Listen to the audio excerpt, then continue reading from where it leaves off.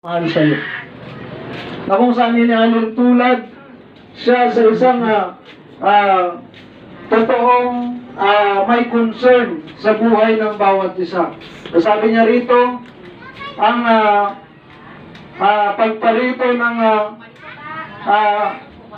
magnanakaw ay hindi po natin alam kung kailan darating. Sino pong nakakalam dito na pag ninakawan kayo, alam mo kung kailan mangyayari? Hindi po ba? Hindi. Hindi po natin alam kung kailan ka nanakawan, kung kailan ka gagawan ng masama. Yan ang hindi po natin alam. Yan ang plano ni Satanas na wasakin ang buhay ng bawat tao. Na kung saan siya ay naiinggit sa buhay ng bawat isa. Dahil tayo po mga anak ng ating Panginoon ay mayroon dakilang pag-ibig ang Diyos sa bawat isa.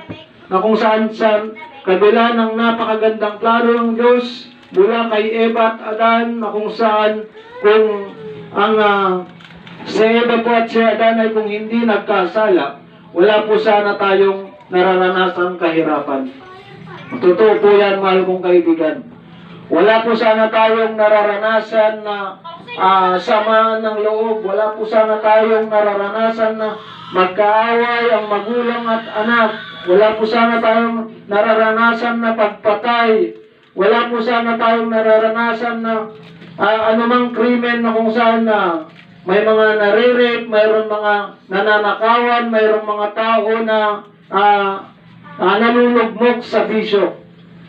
Subalit dahil sa plano ni Satanas na sirain ang buhay ng isang tao, ay minabuti niya itong tuksuhin si Adan na kung saan yung ipinagbabawal ng Diyos na kainin, ay natukso niya yung si Eva at si Adan na kumain. At pagkatapos po nilang kainin ito, ay dito po nila nalaman na sila po ay hubad sa harapan ng Panginoon, na kung saan umepekto na ang kasalanan sa buhay ng isang tao.